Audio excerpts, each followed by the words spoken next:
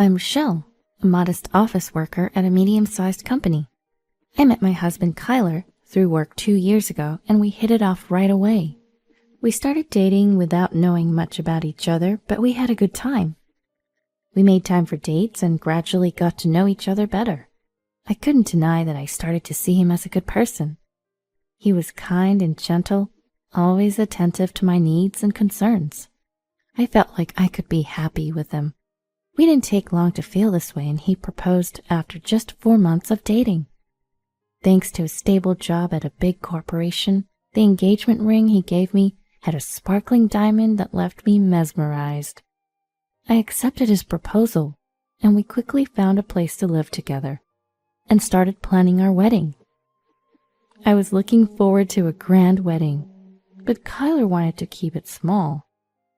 In the end, we had a modest ceremony with just close family and friends. It's been almost 3 years since we started living together. I'm now 26, still working, and we don't have kids yet. I wanted to work a bit more, and Kyler wasn't keen on having kids either.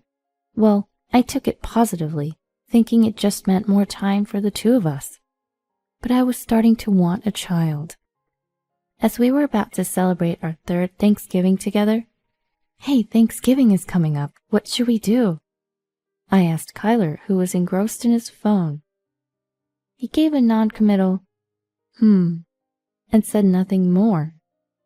"I'd like to see your family soon," I continued, a bit annoyed at his lack of response.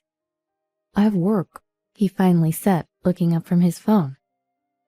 "But you haven't been back home in ages," I pointed out.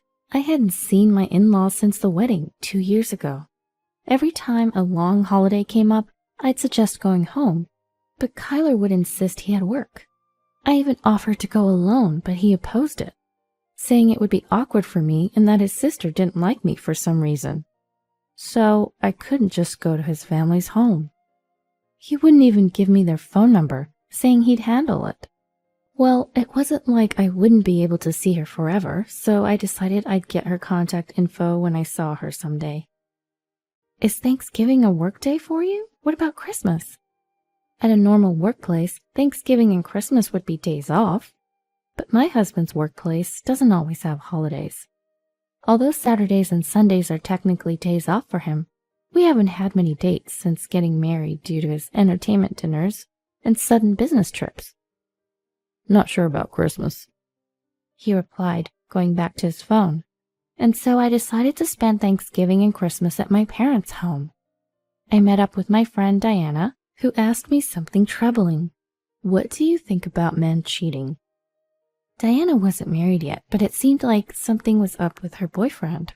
She asked me in a rather displeased manner. "Cheating? What? Did something happen?" "He's always on his phone. He even brings his phone when he showers. Isn't that weird?" That made me think. Kyler was always on his phone at home too. Even when he'd go take showers, he'd bring it along like a pet. I didn't really care, as it had been the case since we got married. But when I heard Diana's story, I was taken aback. "Is that suspicious?" "Of course. He's got his passcode set too. I would want to see, but I'm hesitant to." I couldn't say anything, as I was in the same situation. In fact, I started to worry that Kyler might be cheating too. I couldn't relax at my parents' home after that, and thought about going home early, but Kyler wouldn't be there anyway. So I stayed at my parents' home, feeling uneasy, and returned home as planned. "Hey, Kyler, what are you always doing on your phone?" I asked him as soon as I got home. He was on his phone again, but looked a bit flustered at my question, and put his phone in his pocket. "I get a lot of work-related messages. I'm leading a major project, and I can't afford to be away from my phone." I always thought my husband would never lie to me, but lately, something just didn't feel right. He kept saying he was busy with work, but I couldn't help but question everything he did and said. The faint scent that lingered around him was one red flag. He usually got home late, around 11 p.m., and often said he was entertaining clients or working overtime. Yet every so often I catch a sweet smell coming off his suit, like a woman's perfume. I don't wear perfume myself, so I'm not an expert, but it smelled like something a younger woman would wear. As I took his suit jacket to hang it up, there it was again, a sweet scent. I could confront him right there, but I didn't have any concrete evidence. Afraid of making him dislike me, I suppressed the growing doubts and worries in my mind. But then an opportunity came along. He forgot his phone on the dining table while showering. As I sipped my homemade herbal tea, I glanced at his phone. It'd be easy to look now, but if he found out, he could lose trust in me. I was torn.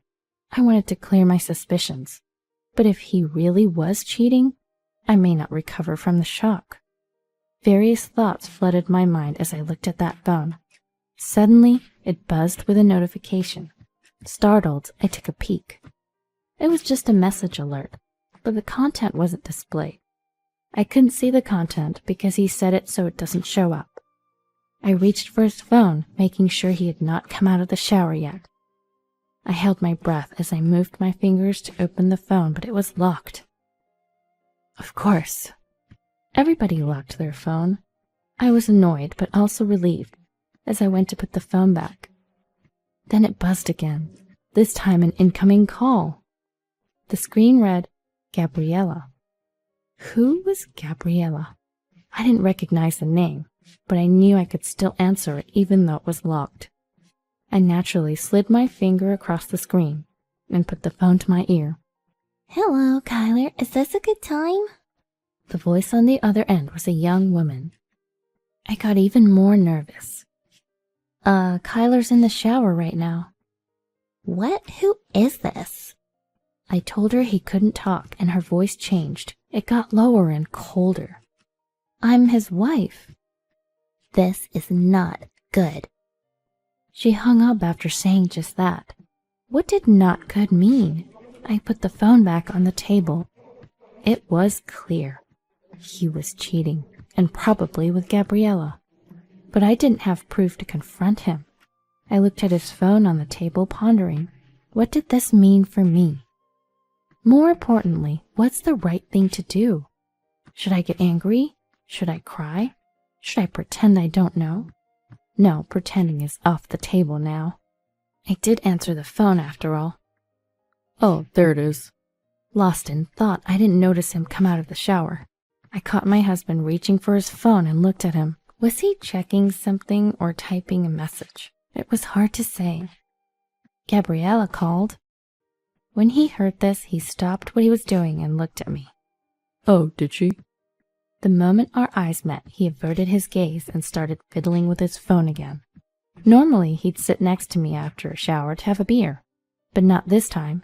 He seemed like he was about to leave. Wait, can we talk for a second? I stopped him with a smile and gestured for him to sit. What about? He stayed put, but didn't come closer. Who's Gabriella? A coworker. I bet she's cute. She sounds like it from her voice. Hearing this, he turned his surprised eyes toward me. How would you know? I answered the phone. What? As I continued speaking cheerfully, his face transitioned from surprise to what looked like anger. He stopped towards me and pulled my hand. What's the big idea answering my call like that? I had never heard my husband raise his voice like that before. Though taken aback by his sudden change, I knew I couldn't back down. I stood up, looked him in the eye, and asked, What's your relationship with this Gabriella person? We'd never had a fight since we met. Maybe that's why he looked surprised for a moment. She's just a coworker. His voice softened, and he sat down on a nearby chair. I sat back down, too. I couldn't press him further at this point. I'd have to gather evidence later.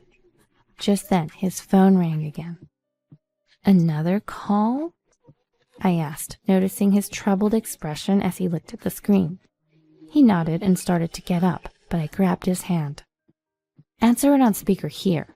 If it's work-related, you can turn off the speaker. I suspected it was Gabriella again. I instructed him to let me hear the voice and content. He sat back down and reluctantly answered the call. Kyler, what was that message about? The voice from the speaker was his mother's. So it was his mom. I felt a bit relieved. But he didn't respond, his face turning pale. I nudged him to continue the conversation, but he remained silent. Are you listening? What's this about Rochelle being dead? Tell us where to go. Your father and I are coming to see you right now. His mother raised her voice, frustrated by his silence. I was shocked. What's going on? I'm right here. I looked at my husband, who was trembling, gripping his phone. I'm alive. A moment of silence followed.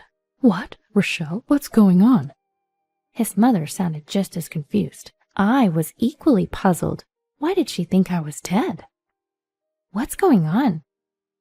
Kyler texted me saying you passed away and that he'd handle the funeral alone and that I didn't need to show up. This made no sense. Was it a spam text or something? I briefly thought. But Kyler's trembling suggested he actually did contact his mother.